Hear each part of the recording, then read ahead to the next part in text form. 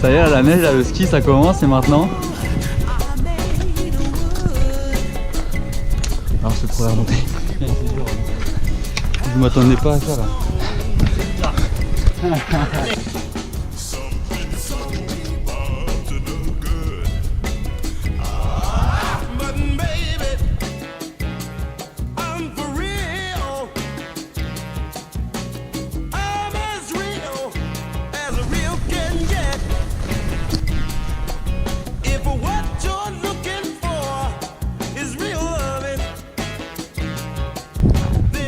Probablement la dernière marche à pied.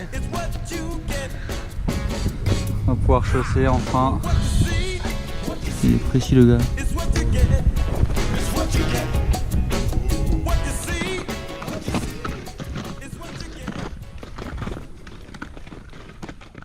Alors la traversée des Alpes, c'est quelque chose qui a pas beaucoup d'écho dans le monde de l'alpinisme, enfin, on n'entend pas beaucoup parler. Donc on s'est renseigné. Bon, forcément, on n'était pas les premiers à la faire. Le premier, c'est Léon Finkelstein, qui, je crois, en 1934, avait fait la traversée. Alors lui, il a plus de mérite que nous, puisqu'il l'a fait en solitaire et en autonomie totale. Donc il dormait sous tente, et donc avec le matériel d'il y a 100 ans, donc clairement pas la même chose. Mais ça nous a quand même inspiré. On a regardé son trajet, celui qu'il avait fait, pour essayer de le suivre au maximum. Et ce trajet, c'est celui de la colonne vertébrale des Alpes, donc vraiment de la Méditerranée jusqu'à l'Autriche. Donc vraiment un grand arc de cercle, toujours à la frontière entre la France, l'Italie, la Suisse, l'Italie, l'Autriche et l'Italie.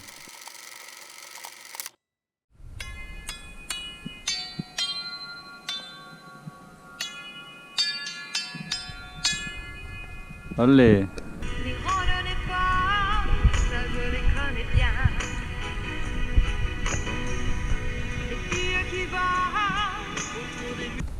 Du coup, on pourrait être demain soir au Boréon, c'est toujours bon ou pas? Ah merde, ok, putain. Bon, alors désolé, pour l'instant, non seulement j'ai rien trouvé, et moi de mon côté... C'était toute la traversée du Mercantour qu'on voulait faire, vraiment par les hauts sommets. Et pas de chance, au moment où on y était, il y a un arrêté du maire qui interdisait l'accès et même la pratique du ski de randonnée dans tout le massif. L'arrière-pays niçois a été frappé par de fortes pluies ces dernières heures, entraînant des crues exceptionnelles, en particulier à Saint-Martin-Vésubie, où le niveau de l'eau est monté de plusieurs La vallée de mètres. Vésubie, c'était assez particulier quand on l'a traversée. En fait, elle était encore complètement sinistrée par la tempête Alex qui était passée, je crois, quelques mois avant. Donc ça faisait un peu peur, c'était pas très joyeux. Il y avait vraiment toutes les routes qui étaient complètement détruites, des voitures retournées, tu avais des immeubles qui étaient des maisons à l'envers, on n'avait jamais vu ça. On vient de quitter Saint-Martin-de-Vésubie. On marche littéralement dans les vestiges de la tempête Alex.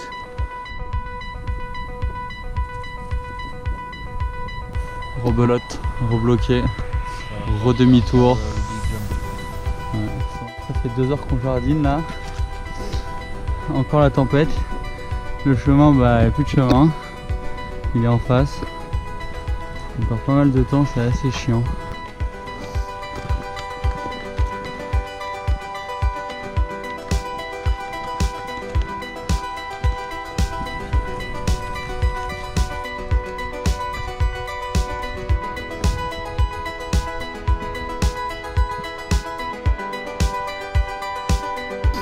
Ça y est, là il se couche. Putain, on n'a pas fini la journée. Ça a été long. On a hâte d'arriver. On peut prendre un jour de repos. On n'aura pas volé.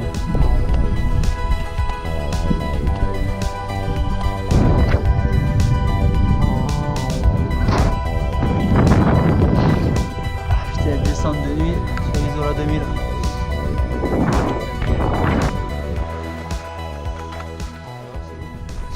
Maintenant faut trouver l'appart. On sait pas où voir. Maintenant faut trouver un hébergement. Ce qu'on faisait très souvent, c'est qu'on préparait ce qu'on appelait des raids. Donc c'est des sorties sur 3 à 5 jours. Et globalement, sur ces raids, on redescendait pas tellement en vallée. Donc on appelait tous les refuges au préalable pour vérifier qu'il y avait bien des couvertures et un poêle. En termes de nourriture, c'était vraiment tout ce qu'il y a de plus simple. On n'était pas sur de la grande gastronomie. Donc on partait souvent avec de quoi tenir 2-3 jours. Le max qu'on ait fait, je crois que c'est genre 5 jours en autonomie. Et puis voilà, on mangeait de la bouffe lyophilisée, des pâtes sèches. Ouais, c'est ça qu'on aime. Et puis beaucoup de sucre, des pots de miel, enfin plein de conneries, mais rien de. On n'était pas sur de la lyophilisée dernier cri. Non, loin de ça. C'était assez basique.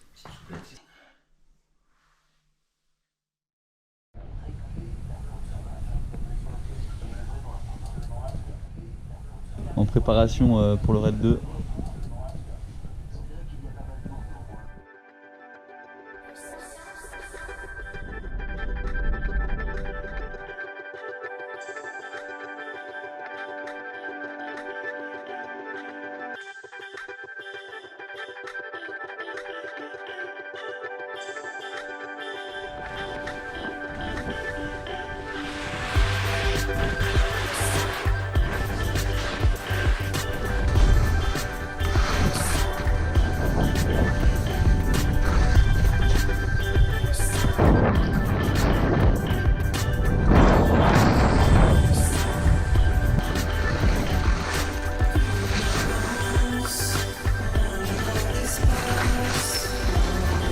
Hop.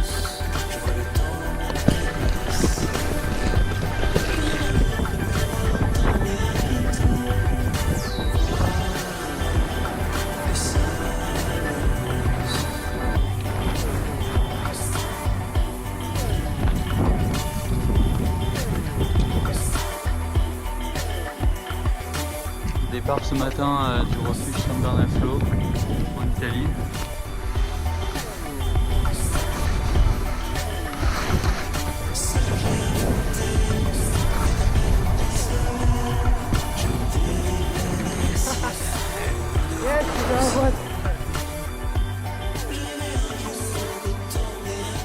Petit départ du refuge de Chambéron.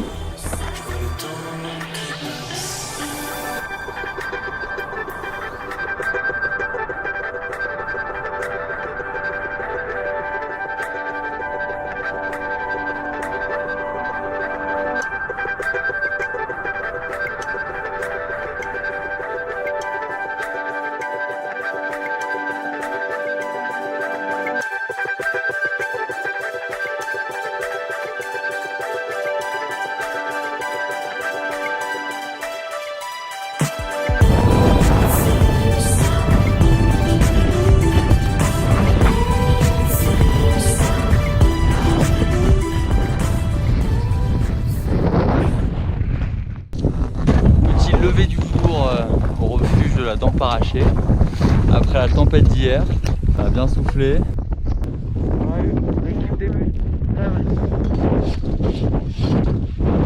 Vas-y, trace, j'ai pas de gants là.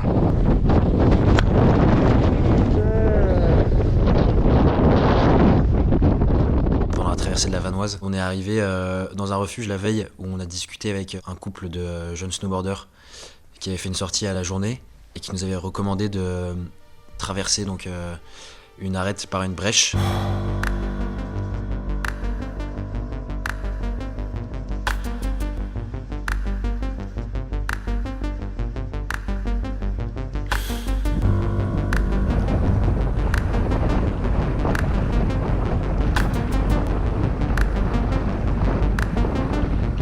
Donc nous on s'est lancé dans cette traversée. Et on est arrivé au niveau de la brèche sans pouvoir tellement faire demi-tour parce que le risque avalanche était assez élevé et il était déjà assez tard, donc les pentes par lesquelles on était passé avaient déjà trop chauffé. On a dû s'engager dans la brèche et malheureusement elle était très pentue et très plaquée. Ça pouvait partir un peu à tout moment.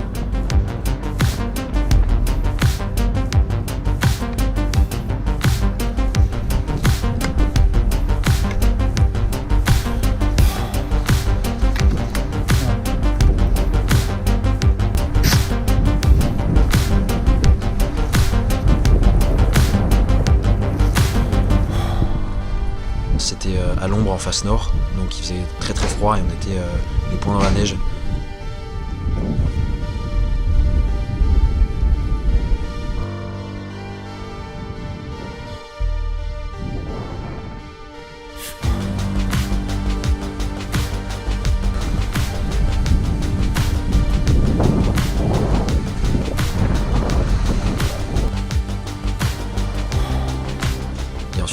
de passer par ce couloir. Et on est enfin arrivé au refuge auquel on comptait seulement faire étape, mais dans lequel on a décidé finalement de passer la nuit. Il a fallu se creuser un petit tunnel pour avoir accès à l'entrée.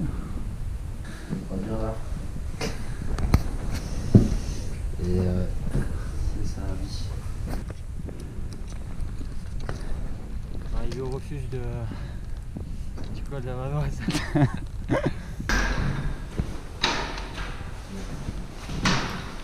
Bienvenue. Ah, c'est pas facile tous les jours. Ça dans le genou là. Aïe, aïe, aïe.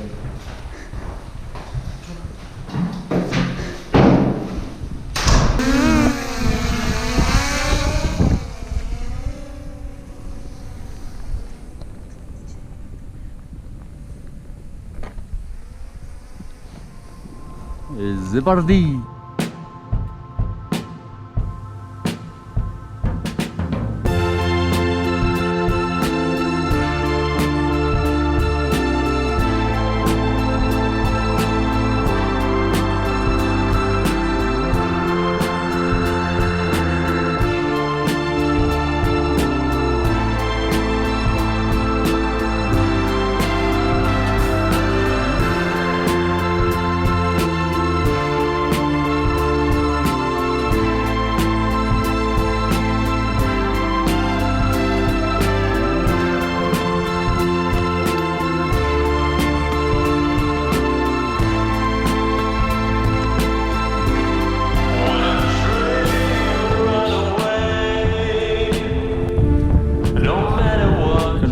Casse.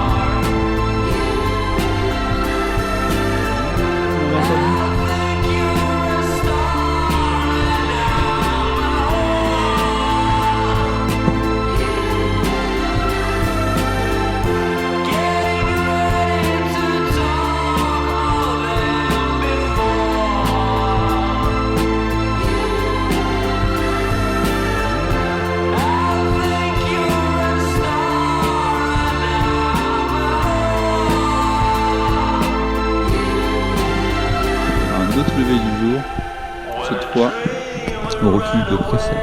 J'avoue que ça fait plaisir pour une fois. Hier on a fait que monter, zéro descente. On est vraiment juste là quoi. Donc voilà, c'est pas très loin.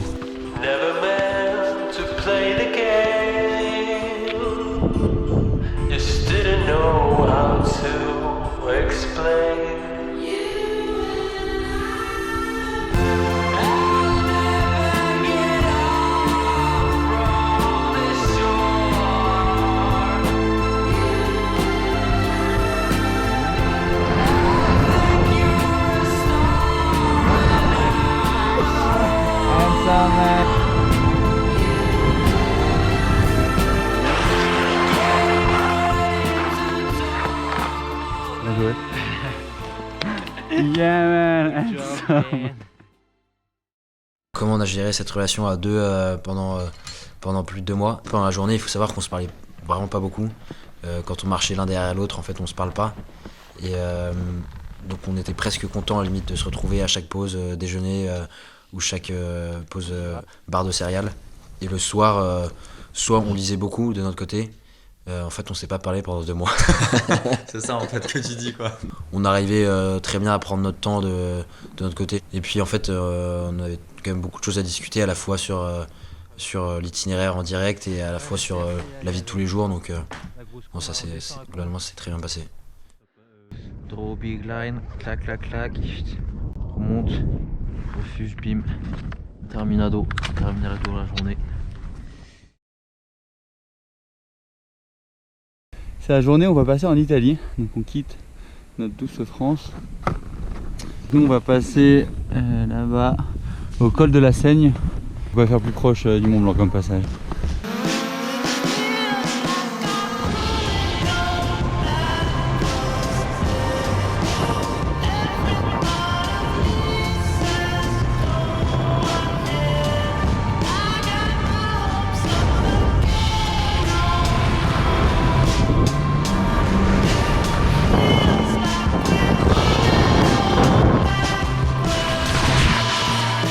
Waouh, j'étais à Jean-Michel cartographe quoi.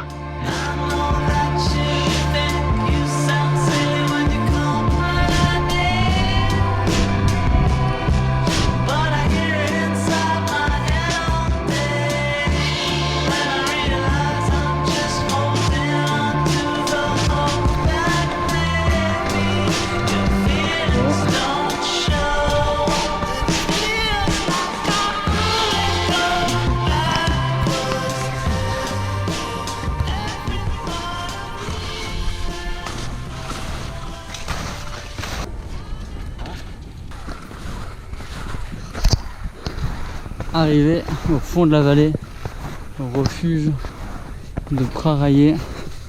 Maintenant, la surprise, est-ce qu'on va trouver un local d'hiver? On espère. Peut-être pas dormir dehors quand même là. On a trouvé l'entrée du petit abri.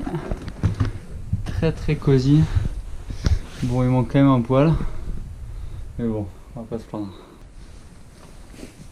Il est pas beau ce fromage? Petite tranche de saucisson. On reste amitouflé sous les couvertures. Ah ouais, en fait il y a du Beaufort dans le fromage. Ouais. Dans le... Ouais, double dose. Il y a eu tout l'épisode pour passer de l'Italie à la Suisse. Un petit raid de pas très long, de 2-3 jours il me semble, mais qui était assez sauvage et physiquement assez intense. On part de bon matin.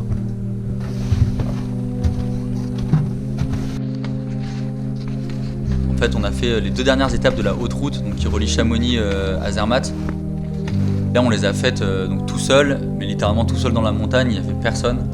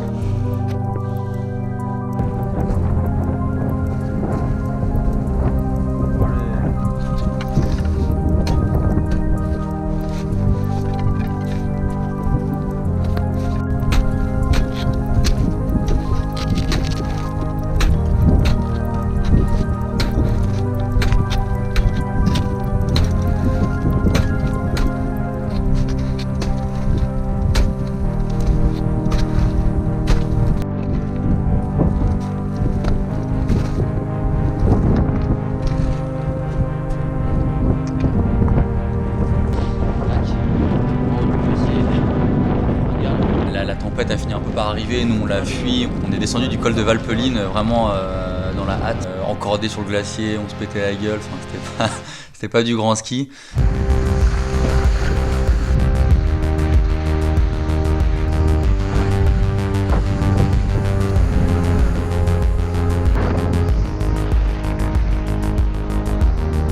On est arrivé finalement à Zermatt, c'était un peu la délivrance quoi. Et ça c'était, ouais, ça fait partie des moments un peu, pas forcément très dangereux en soi, mais impressionnant quoi. On doit être au milieu de l'Europe, il n'y a rien à perte de vue et ça c'est vrai que c'est assez impressionnant et ça marque, moi je pense, un des moments qui m'a marqué.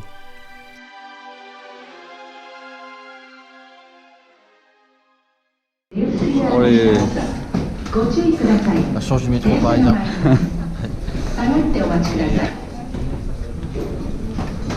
Il est un peu penché. Ouais, mais j'ai juste oublié les noms. Combien on passe? On monte à l'Alderpass aujourd'hui et on a une petite aide assez efficace. On va au point, en tout cas au col le plus haut de la traversée de toutes les Alpes, 3780. Finalement, je crois que sur tout le voyage, on a traversé que 3 ou 4 stations, donc ce qui est assez peu. Et on a skié dans 2 stations, je pense, dont Zermatt, 2-3 pistes et 4-5 boîtes pour Léopold, à ce moment-là, qui avait un problème de ski. Donc pas la meilleure image qu'on a donnée à ce moment-là dans la station.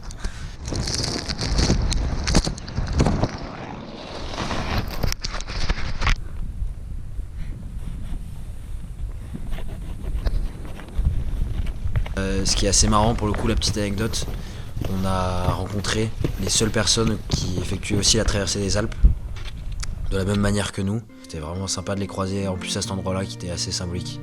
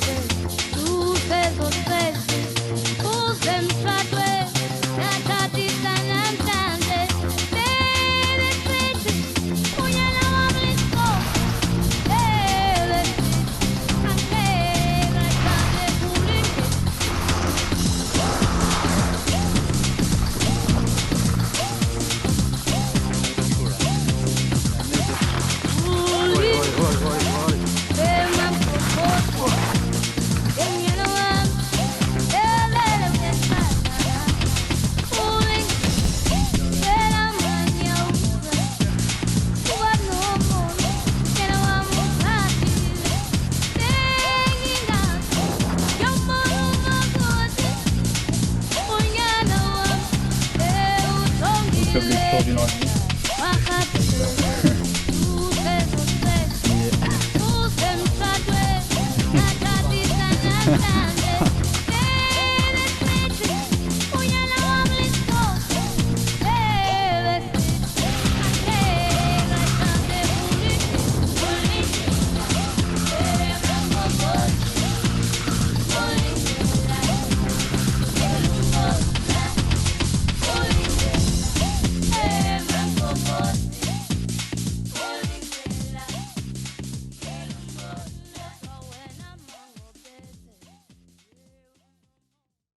Tous les jours, la montagne nous rappelle qu'on est ici un peu en conditionnel, quoi. Après, on ne pourra jamais être comme chez soi, dans ces milieux. On est toujours voué à redescendre pour passer sa nuit dans un endroit sûr qui est le refuge. Le danger pendant une traversée comme ça, c'est les avalanches. C'est la seule chose d'ailleurs qu'on avait en tête et je pense que c'est là où on s'est peut-être bien préparé, c'est que, en tout cas psychologiquement, on avait toujours en tête cette peur de l'avalanche. Oh la vache! C'est cette peur, je pense, qui maintient vraiment en vie, quoi, tout au long de la traversée.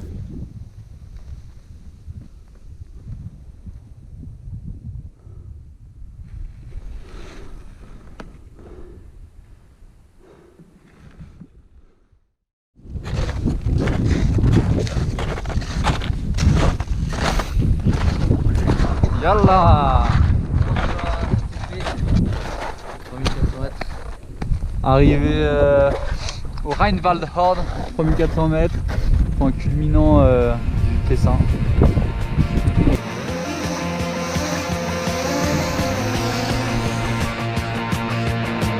Bam bam, mon ça se passe, j'ai sur mon lit à bouffer sa langue en buvant dans mon whisky. Quant à moi, peu dormi, vie débris, mais j'ai dû dormir dans la gouttière où j'ai eu un flash. En 4 couleurs. Allez hop, un matin, une louloute est venue chez moi, poupée de cellophane, cheveux chinois, un sparadrap, une gueule de bois, a bu ma bière dans un grand verre en caoutchouc, comme un indien dans son igloo. Ça plane pour moi, ça plane pour moi, ça plane pour moi, moi, ça plane pour moi. Ça plane pour moi. Allez hop, la nana, quelle panard, quelle vibration de s'envoyer sur paillasson. Limé, ruiné, vidé, comblé. You are the king of the divan. Quelle me dit en passant. divan. Ça plane pour moi. Ça plane pour moi. Putain, j'ai fait une bombe. Ça plane pour moi. Moi. Ça plane pour moi. Ça plane pour moi. Allez hop, t'occupe, t'inquiète, touche pas ma planète. It's not today que le ciel me tombera sur la tête et que la colle me manquera. Ça plane pour moi.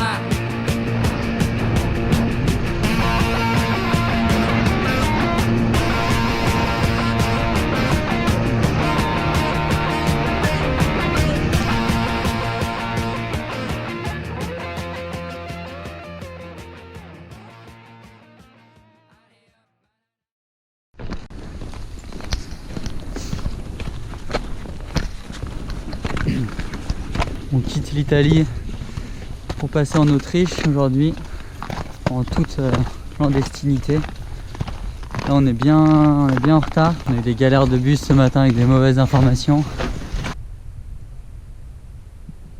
L'Autriche, par contre, là, on était complètement seuls parce que, en fait, ils étaient vraiment confinés, quoi, à cette époque-là.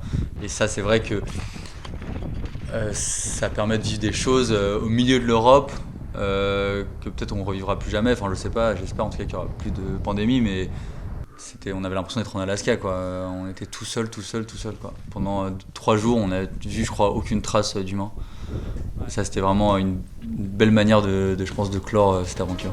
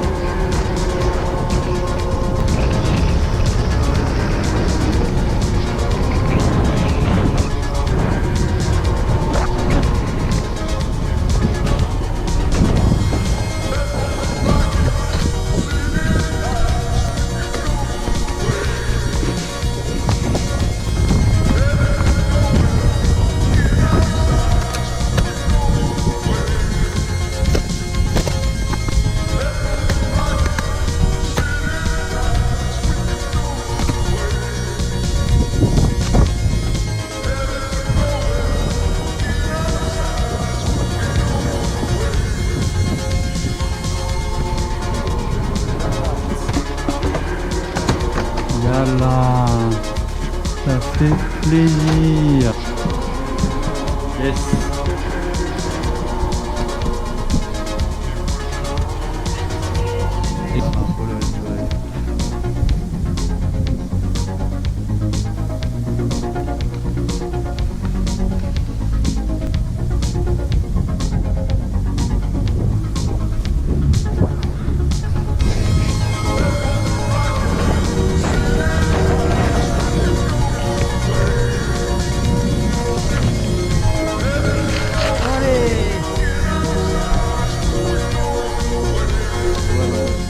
Ça c'est de la gastronomie les gars.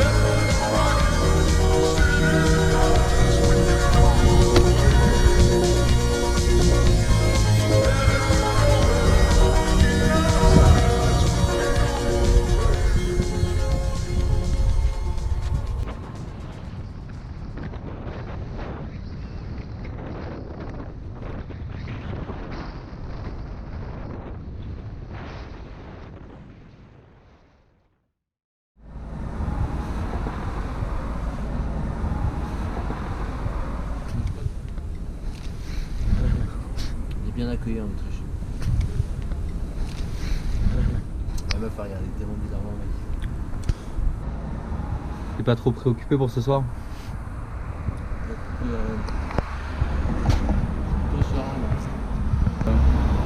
En gros on n'a pas d'hébergement pour ce soir.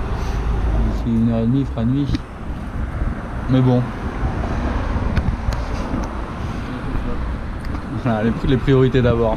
On est arrivé en Autriche et il y avait le Covid qui était très présent, donc il y avait des restrictions sanitaires assez importantes. Et donc déjà on a un peu galéré à trouver un logement sur place. Et en plus de ça, on n'avait pas de réponse de la part des refuges. Il y avait aussi des conditions météo qui étaient assez exécrables pour les 15 jours à venir, sachant qu'on avait plutôt des bonnes ascensions à faire. On a pris la décision de rentrer. Ensuite, on s'est tapé 18 heures de train pour rentrer dans notre camp de base dans le Beaufortin. On voit le chagrin dans le café raté.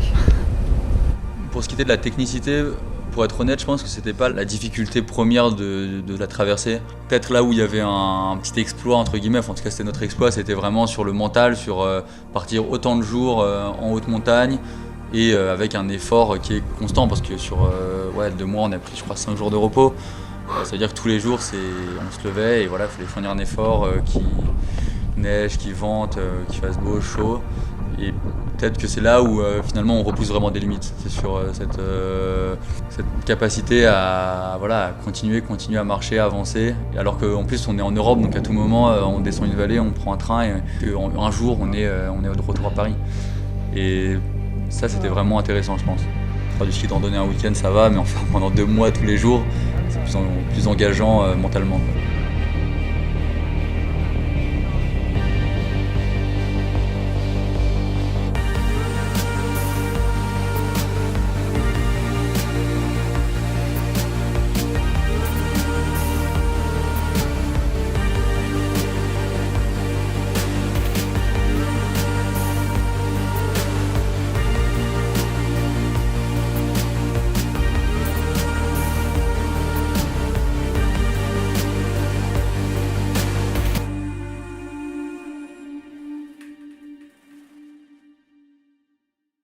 Ooh la